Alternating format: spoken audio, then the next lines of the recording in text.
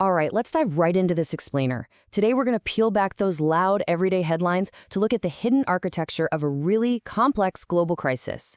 We're exploring what the source material calls the self-consuming machine. It's a fascinating and honestly kind of terrifying scenario where global alliances and massive economies are put under so much pressure they literally begin to fracture.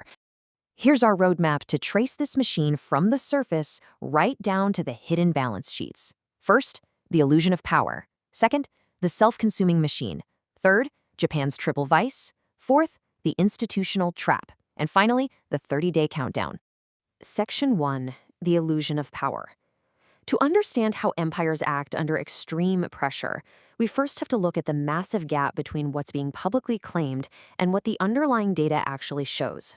Take a look at this maximalist declaration made back in August 2026 about the Strait of Hormuz. I mean, claiming dominance over a critical global choke point sounds like ultimate strength, right?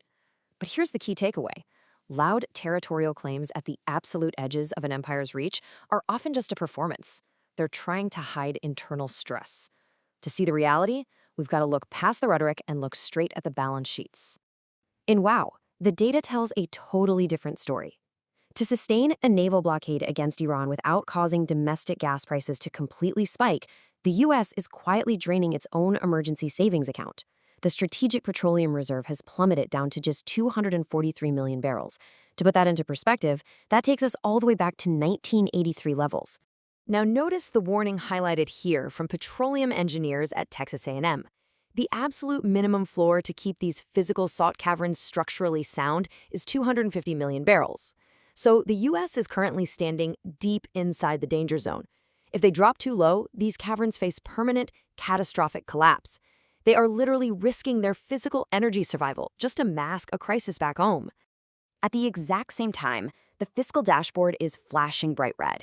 The U.S. is running a $1.9 trillion annual deficit, pushing the national debt past an astonishing $40 trillion. That's roughly 120% of its entire GDP. So why does this matter? Well, because they're playing a massive game of economic chicken. And in a game of existential survival, the system gets so incredibly hot that it actually begins to consume its own vital organs just to stay alive. Section 2. The self-consuming machine. Let's see exactly how these pressures build into an interdependent, completely self-destructive loop. This right here is the self-consuming machine in action. Step 1. The U.S. blockades the strait. Step 2. Japan, which is a crucial ally, relies on the Middle East for 95% of its oil, so its energy costs absolutely explode. Step 3. This immense pressure creates a massive gap between U.S. and Japanese interest rates, crashing the yen to a 40-year low of 164 to the dollar. Which brings us to Step 4. To save its currency, Japan is forced to dump U.S. treasuries. But if they do that, the American domestic mortgage market could collapse. So, the blockade that was designed to hurt an adversary is actually threatening to collapse America from the inside. To stop Japan from dumping those treasuries and totally freezing up the financial system, Washington had to act fast. On July 31, 2026, U.S. Treasury Secretary Scott Bessent walked into a meeting with this note accidentally visible on a yellow pad, "To do, buy JPY 15 bill." He later admitted this mistake was entirely on purpose. It was a brilliant tactic of weaponizing volatility to scare currency speculators away from shorting the yen. But look at how desperate this rescue actually was. The U.S. completely bypassed Congress to spend $88 billion from the Exchange Stabilization Fund.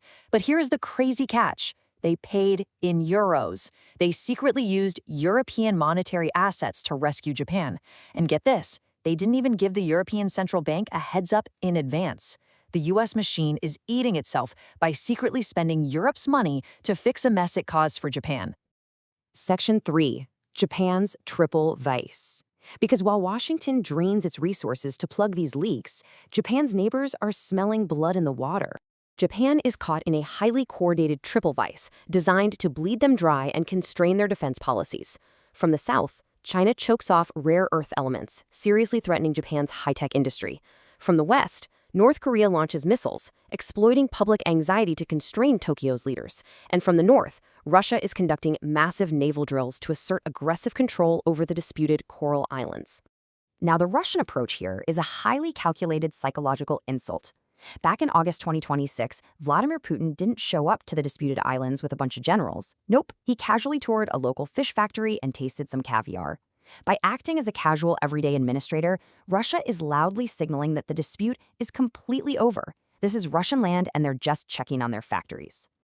And while this triple threat bears down on Tokyo, the United States, which is Japan's ultimate security guarantor, currently has exactly 0 aircraft carriers deployed in the Pacific Ocean. 0. Why? Because they are completely bogged down maintaining that massive blockade over in the Middle East. Section 4, the institutional trap. And this brings us to a really vital historical concept that explains why an empire would leave its most crucial ally completely undefended. The framework here is called Imperial Egoism. It's an unyielding historical law. When push comes to shove, the imperial center will always sacrifice the periphery to protect itself. That $88 billion secret bailout we just talked about, that wasn't done out of deep friendship. Washington executed it purely to save their own bond market from seizing up. It is literally a modern-day textbook example. The parallels to ancient Rome are actually striking. Rome ruthlessly extracted Egypt's grain harvests to feed its own citizens and prevent domestic riots, all under the guise of protection. Fast forward to today, and the U.S. extracts Japanese financial stability to prevent its own economic collapse, using Europe's money to do it. The cost of protecting the empire is always billed to the vassal state. But the most alarming part isn't the extraction of money. It's the timing. Check out this timeline. On July 30th, Japan fails to save its currency alone. The very next day, July 31st, the U.S. steps in with that secret bailout. But on that exact same day, Japan quietly passes legislation that fundamentally alters its own state DNA. They created the National Intelligence Bureau, or the NIB. This is Japan's very first independent intelligence agency, and it's modeled explicitly on the CIA. By building a clone that shares methods and technology with Washington, the U.S. locks in what historians call vassalization. It basically builds a permanent bureaucratic lobby for American interests right inside Japan. So even if future Japanese voters demand neutrality, the gears are already locked in place to serve the empire.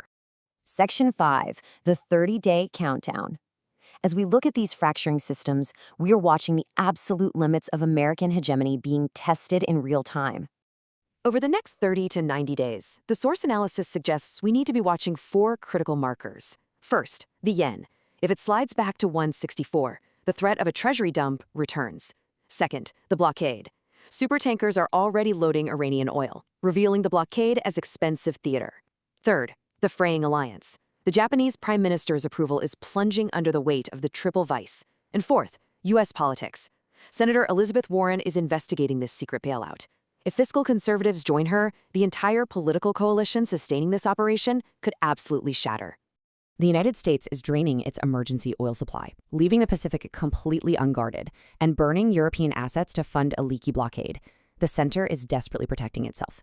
I want to leave you with this final thought drawn from the analysis. As the cost for these allied nations catastrophically outweighs the benefits of the protection they receive, when the machine consumes itself, who will be the first to break the loop?